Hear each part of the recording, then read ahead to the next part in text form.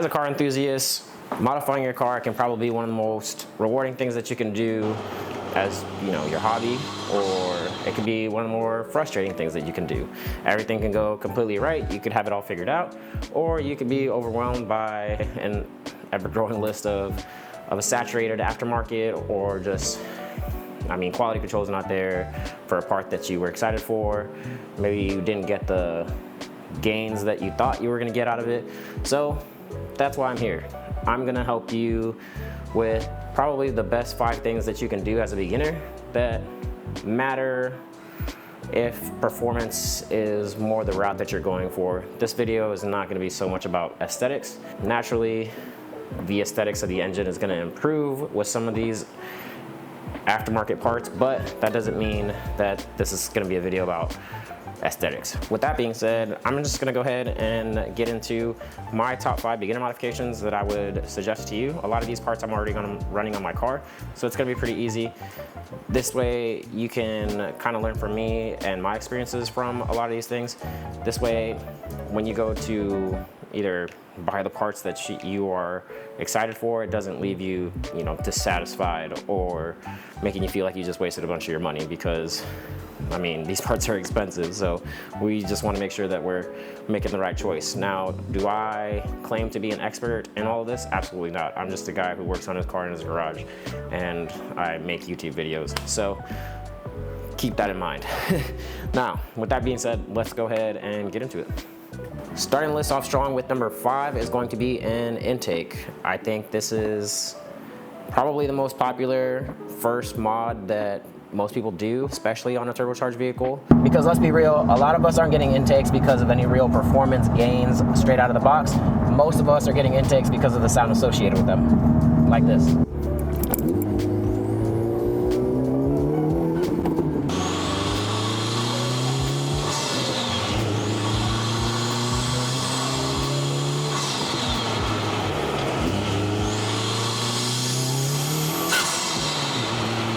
But with that being said, that doesn't mean that there aren't some performance parts of an intake that you would want to keep in mind when purchasing an intake. Now, there's various different kinds of intakes out there in the aftermarket. I stopped keeping track, especially for the FL5 Type R. I don't know half of the intakes that are out there. I know PRL, Venturi, I think 271 probably makes one. Mishimoto might make one. RV6 has the one for their turbo. I mean, there is an overly saturated amount of intakes that you can probably find on the internet. Now, which ones should you be considering? Let's get into it. Now, for the intake that I'm running, I am currently running the PRL high volume intake with their inlet pipe. Now, this is the matte carbon version of their high volume intake. You can get a plastic one with a titanium inlet pipe if you wanted to. There are a lot of benefits to the titanium one. I actually think the titanium one is cheaper than the carbon one. And if weight savings or looks isn't what you're really interested in, more form and function, I would say get the titanium one. Titanium actually dissipates heat better than carbon, at least I could be wrong on that, but I'm pretty sure that it does. Also, I got my titanium inlet pipe Cerakoted, and I did it myself. It actually did a phenomenal job. Cerakote is some next level stuff, and you could run whatever design you want really with a titanium one, because you can't really sandblast carbon fiber and then overlay Cerakote on it. You probably could, I wouldn't do it, but you do have some design options or aesthetic options when it comes to titanium. You can go with the burnt titanium look by torching it or Cerakoting it, powder coating it, whatever you decide to do. So there's all that. Now, this intake wasn't perfect straight out the box. It definitely had some issues with the plastic rivets that held the side panel in. The ones that PRL provided me were complete junk, trash. I just threw them away. They didn't hold that panel. It actually came off while I was driving it. So I just went ahead and used my own plastic rivets. They look like this.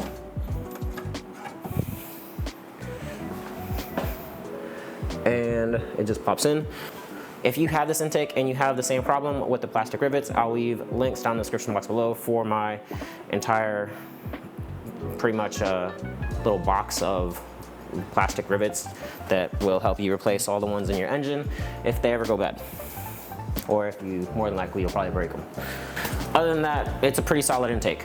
Now, with this car, if you're new to this car, you'll see that the inlet pipe goes over across the hot side of the turbo.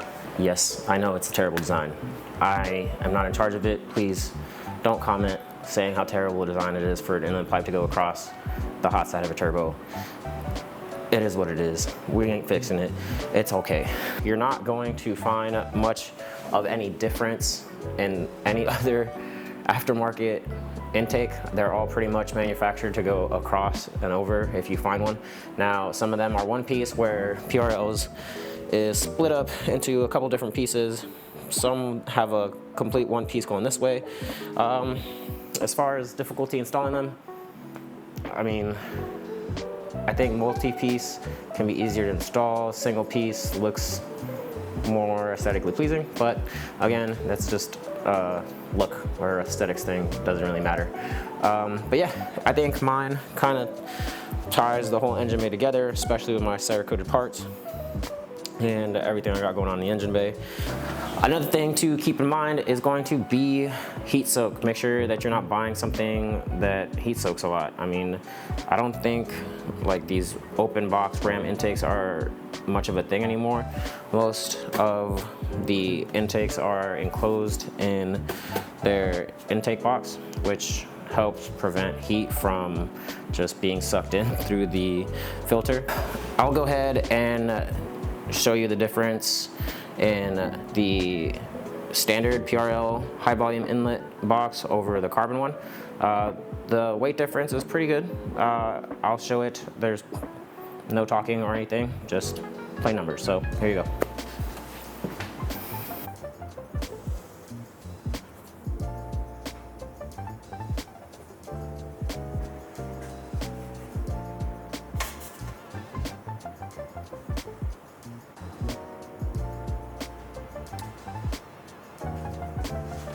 One thing I will say when purchasing your intake is just do your due diligence and research. Make sure you're buying it from a solid company. I think a lot of us want to cheap out and buy some really junk, probably made in China, made with recycled metal or something, I don't know.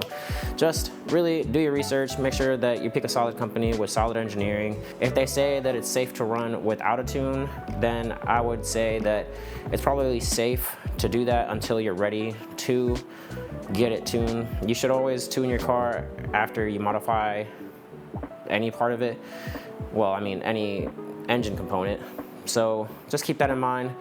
And with my experience, I ran the intake on my car. Really, I ran a whole list of aftermarket parts on my car, no tune, straight to the track, dogged the car, beat the crap out of the car. It performed perfectly fine. I think these modern ECUs, as long as you're buying a solid intake that maintains like factory MAF housing criteria or whatever, I think you'll be fine.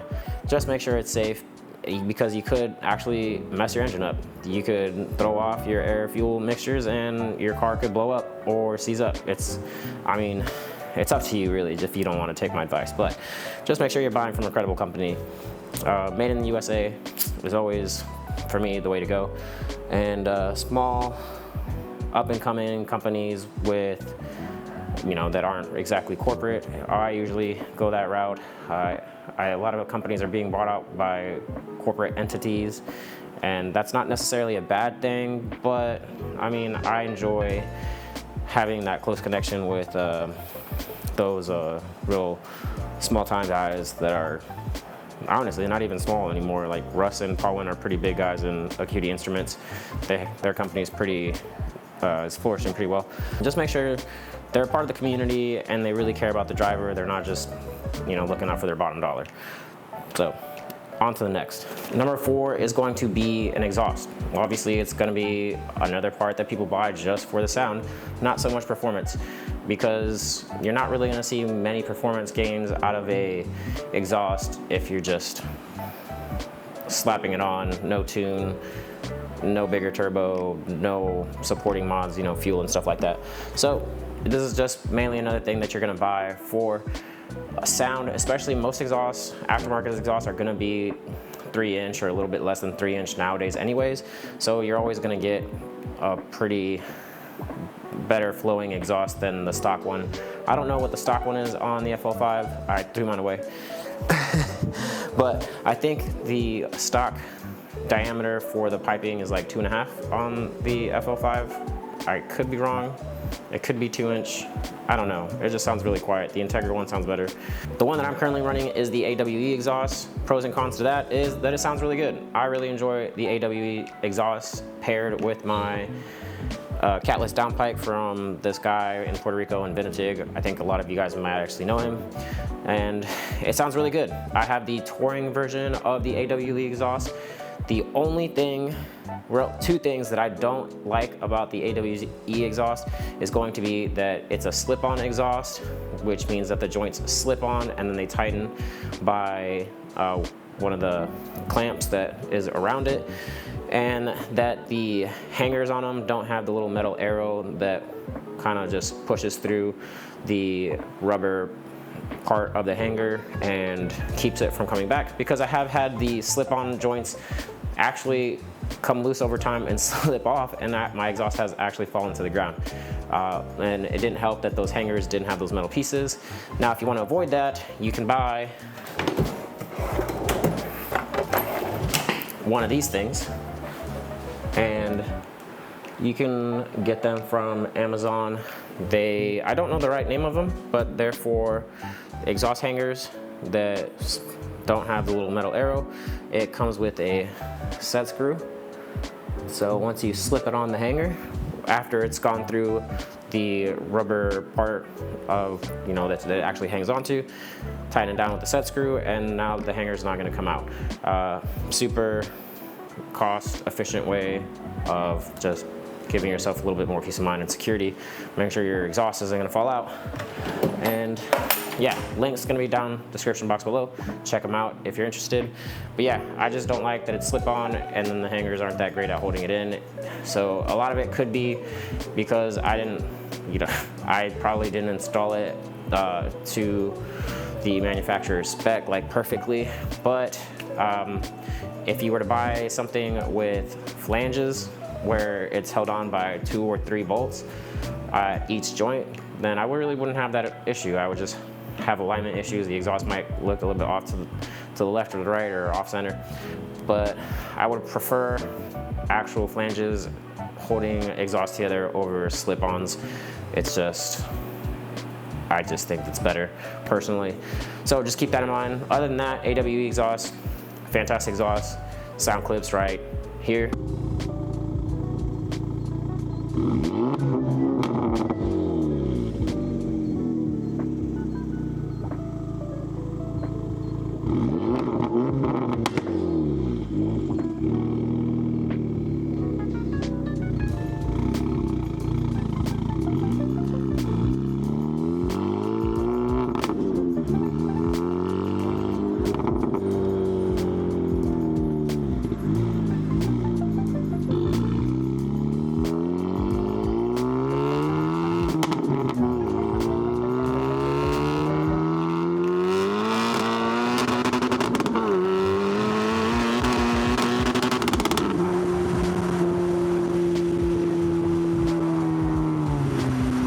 So yeah, not much to it. Just make sure it's 3-inch, make sure you like it, make sure it doesn't make your ears bleed, make sure there's not a lot of drone. I don't know too many of the brands that are out there.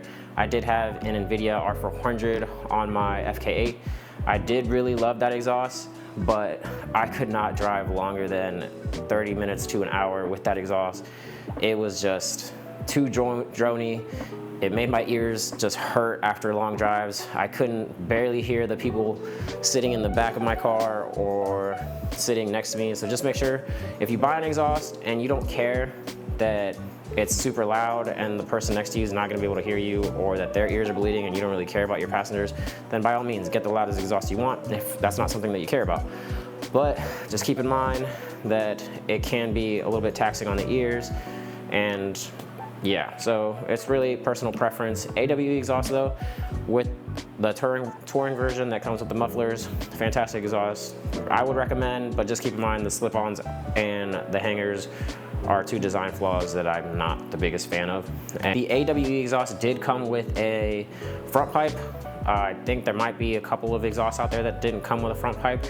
So just another thing to keep in mind. So that was a plus for that one. I did Cerakote my front pipe because it runs underneath the engine, and Cerakote does a really good job at keeping the heat actually inside the exhaust instead of it radiating and, you know, making my oil temps and the oil pan hotter than it needs to be. So yeah, on to the next. Number 3 on the list is going to be the Stage 2 shifter. This is from Acuity Instruments. This is their complete Stage 2 shifter that shortens the throws, the spring that increases the centering, I guess, spring action, and then the rocker arm that narrows the actual gates. If you want numbers on this, it does shorten your throws by 20% compared to stock. It shortens the gate spacing by 10%, and it improves centering force with the spring by 50%, all compared to stock. This is honestly one of the best things that you could do for your stock shifter. I honestly, when I got it, I was like, how much could this actually change the shifter? And it feels like a completely different shifter. Now I do have their performance shifter, their, I guess, 4-way adjustable shifter in my FL5 right now, and that is next level. The amount of adjustability on that one is just insane. If you're really into modifying your car and tracking the car, or just really dialing in how you want the car to feel, definitely recommend that one.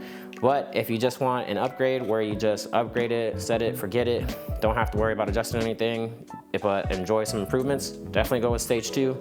It's cheaper than going with the complete performance shifter, and you're gonna honestly fall in love with just how different it is. But yeah, install for this one is actually not that difficult. Installing this is just 2 Allen key screws. The hardest part is going to be installing the actual spring itself. Getting that lined up and in place is actually a little bit difficult, but once you get it on, you're golden. And taking the cables on and off, honestly, isn't that difficult. If you want to see my shifter install video, I'll link it up here somewhere for your convenience. But yeah, that's pretty much it. Some of you might think that's not exactly a performance upgrade, but I think shifting is a performance orientated thing that we do, especially in track when you're trying to game for shorter shifts, more crisp shifts. Make sure you're in there. I think it's a performance shift because it just improves the performance of the shifter. Now, I am sponsored by them, but that's not really weighing in on any of my decisions in the video. This is honestly one of the best upgrades you can do. So number 2 on my list is going to be a downpipe, whether it be catted or catless. There's a lot of high flow cats out there that are doing some really great stuff, and that you can extract a lot of horsepower out of your car with the catted downpipe, especially in today's climate where a catless downpipe is not legal in any state. You have to pass emissions. I mean, you can get away with it in other states where you're not required to pass emissions, like Florida, the great state of Florida, where I'm from, and you don't ever have to do emissions there, and you can pretty much do whatever you want with your car, and you can register it the way it is, as long as it has 4 wheels. That's even debatable. So just make sure that you're following your state's rules and regulations. So I may or may not be running a catless downpipe, and that is because my car is for track use only. And I did Cerakote my downpipe myself. The sandblasted it, Cerakoted it, came out phenomenal, and I don't have to run the heat shields on it. I looked at my intake air temps, and I compared them to one before I had the Cerakote with just the stock downpipe that had the heat shields and the turbine housing that had the heat shield. I also Cerakoted the turbine housing, and I saw no difference in temps. I know a lot of you are like, dude, you need a heat shield, you need a heat blanket. Cerakote does a really good job at keeping the heat in, and I don't really have to worry too much about heat soak with the parts being Cerakoted. I stand by that stuff so much. It's such game-changing stuff. So if you're looking into getting your stuff Cerakoted, I highly recommend it. It does a really good job at maintaining the heat, keeping it where it's supposed to be. It's not gonna dissipate heat. That's not what it's doing. It's just keeping it in there and, you know, just making sure I don't burn up everything in the engine bay. My downpipe is from this guy named Inventig on Instagram. I'll link him down below. He's some really good welder from Puerto Rico, and that's where I got mine from. Highly recommend him. He does some pretty awesome stuff. I don't know if he's still doing downpipes. I'm sure he is. Just make sure you're getting something that flows really well. If you're getting a catted one, just make sure it's a really good cat. Make sure it's high flowing. Make sure that I mean, you're probably gonna get a check engine light. That's really up in the air. You're messing with the emission systems, and more than likely, when you do that, you're gonna get a check engine light. So the best route you're gonna have to take is to get a tune and get that system not turned off. Do not get it turned off. Absolutely not, that's illegal. It's definitely a power adder, especially, again, leading up to my next video, which is gonna be the real power adders. These are more supporting mods to those. So just make sure that you get one that you're really happy with, has a good design, and yeah, that's it. So on to the last one. Number one on my list is going to be an intercooler. These cars do heat soak a lot, so it's very beneficial for you to get an aftermarket intercooler, especially if you're going to be tuning the car, increasing the boost, getting a bigger turbo, stuff like that. This is probably one of the more essential mods that almost anybody would recommend to you, especially to keep those, intake air temps down. Compressed air is very hot air, so you're going to need a lot of surface volume to cool it off, especially as you start to up the boost. So the PRL one, I don't know if this one was sponsored to me or not. I might have bought this one with my own money. I'm not too sure, but it does a pretty good job at filling in the area, within its part of the grill. And I haven't had any issues with it. I think I have the billet aluminum one, but there are some other great options out there. I think MDR Industries, I've seen their intercoolers being ran on a lot of Type Rs and Integras. I think they're worth checking out. I think they're on the up and up, and they're doing some pretty great things. So definitely check them out. I think 271 has one. I don't know if RV6 has one for this car, but there are some options out there, and definitely do this if performance is going to be the route that you go over, aesthetics and stuff. I do have their upgraded charge pipe kit from PRL. I did Cerakote those blue because it just ties in the look that I have going for my car. And yeah, no issues there. If you are gonna upgrade to bigger power, maybe the upgraded charge pipes are worth it. I don't know enough about it to really recommend whether or not you should upgrade to those charge pipes, but intercooler, definitely. That wraps up this video. If you enjoyed it, please smash that like button. If you're not subscribed, please consider subscribing so we can keep this content rolling. It really helps me out a lot. If you feel like I missed anything, please go down in the comment section below. Let me know if I missed anything or if I should have hit more on something. And let me know what you have done to your car. What have you seen that has been the most beneficial, so that way you can help out the community as a whole.